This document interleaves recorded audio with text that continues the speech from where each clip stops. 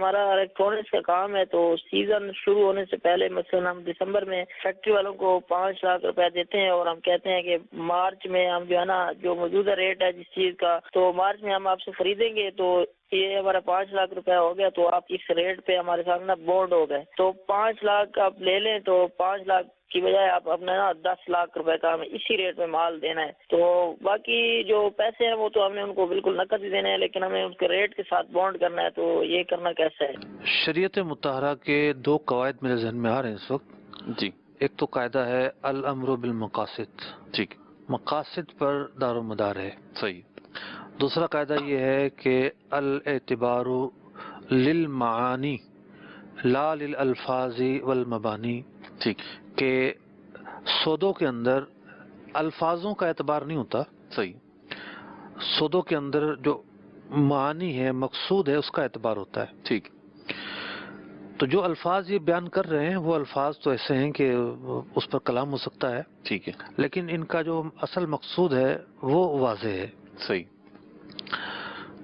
جو خریداری ہوتی ہے، خریداری 2 طرح کی ہوتی ہے، یعنی جب آپ کوئی چیز خریدتے ہیں تو بیچنے والے کے لیے ضروری ہے کہ بیچنے والے کے پاس وہ چیز موجود ہو، وہ قبضہ کر چکا ہو، پھر آپ کو دے۔ جی، یہ ونس موڈ آف ٹریڈنگ ہے، جی، ایک موڈ آف ٹریڈنگ ہے، یہ صحیح، پہلا موڈ آف ٹریڈنگ ہے۔ صحیح، سیکنڈ یہ ہے کہ جس سے آپ نے چیز خریدنی ہے اس نے بنا کر آپ کو دینی ہے۔ صحیح، مثال کے طور پر کوئی فیکٹری گارمنٹس بناتی ہے، آپ سودا نہیں کریں گے تو وہ لے کر کیسے آئے گا مال؟ ٹھیک ہے، اس کے پاس تیار تو نہیں رکھی ہوں گی۔ صحیح، تو جہاں میکنگ کا عمل پایا جاتا ہے، بنا کر آپ کو دے گا، جی، یہ دوسرا موڈ آف ٹریڈنگ ہے۔ ٹھیک ہے، تو اس کے اندر یہ ضروری نہیں ہے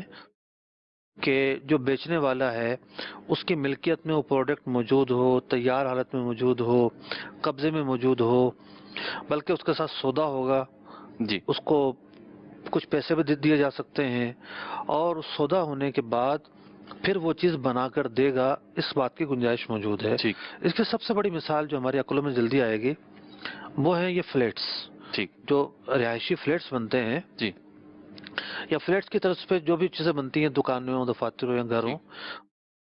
تو اس کے اندر کیا ہوتا ہے کہ جب بلڈر پروجیکٹ اناؤنس کرتا ہے لانچ کرتا ہے، تو وہ جگہ بڑی سستی مل رہی ہوتی ہے، صحیح، پتہ ہے کہ جناب یہ 5 سال بعد تیار ہونی ہے، ٹھیک ہے، اس وقت تو اس کا وجود بھی نہیں ہوتا، صحیح، اس کی بکنگ جائز ہے، ٹھیک ہے، اس کی بکنگ ناجائز نہیں ہے، ٹھیک، فرسٹ بکنگ جائز ہے، اس پر کوئی کلام نہیں ہے۔ ٹھیک ہے، ہاں اس پر کلام ہے کہ کسی نے وہ بکنگ تو کروا لی، فائل اس کو مل گئی، اب فلیٹ تیار نہیں ہوا، اس نے آگے بھیج دی، اس ٹھیک، پر کلام ہے۔ ٹھیک،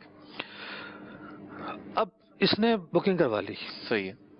اب کیا ہوگا، بلڈر اس کو بنائے گا، آہستہ آہستہ پیسے لیتا رہے گا، بناتا رہے گا، جب یہ تیار ہو گیا، لوگوں نے قبضہ کر لیا، اب اس کی قیمت کچھ اور ہوگی۔ صحیح، تو انہوں نے جو کہا کہ جی ہم اس کو باؤنڈ کرتے ہیں، اسی قیمت پہ آپ کو دینا ہے، تو جی، یہ بارگیننگ ہے صحیح، کہ ہم آپ سے آج سودا کر رہے ہیں، یہ چیز آپ نے بنا کے دینی ہے ہمیں، جی، اور یہ چیز اتنے کی بنا کے دینی ہے۔ ٹھیک، لیکن معاملہ یہ ہے کہ انہوں نے کہا الیکٹرانکس، ٹھیک ہے، جی، اور فیکٹری کا لفظ بھی کہا، جی، تو اگر تو آپ معاہدہ کرتے ہیں فیکٹری سے، اور وہ فیکٹری آپ کو تیار کر کے دے گی، ٹھیک ہے، تیار کر کے دے گی تو گنجائش ہے۔ مثال کے طور پر آپ نے کسی ڈیلر سے سودا کیا ہے، آپ جو ہے وہ ہول سیلر ہیں، آپ کے پاس بھی کافی مال ملتا ہے، لیکن آپ نے کسی ڈیلر سے سودا کیا ہے، ڈیلر مال تیار شدہ دے گا منگوا کر، ٹھیک ہے، تو یہ میکنگ والا سودا نہیں ہے۔ صحیح، میکنگ والے سودے کو فقہ کی زبان میں استثناء کہتے ہیں، استثناء، بے استثناء۔ ٹھیک، تو میکنگ کا عمل جہاں پایا جائے وہاں چیز تیار ہونا، ملکیت میں ہونا، قبضے میں ہونا ضروری نہیں ہے۔ جہاں یہ صورت پائی جائے گی گنجائش ہے، دوسری صورت پائی جائے گی گنجائش نہیں ہے۔